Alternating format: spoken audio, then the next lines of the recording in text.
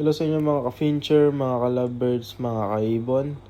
Meron nga tayo ngayon dito isang pares ng gold yan. Male and female yan. Blackhead at purple breast, kulay green. So napakaganda nga nila, no? At papakawalan natin sila sa ating aviary ngayon. Tingnan natin kung magugustuhan nila.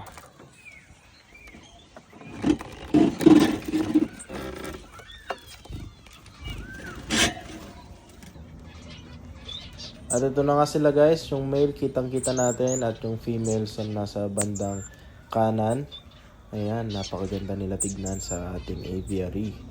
So, meron tayong mga Cubans dyan, cordon bleu at mga fire finches.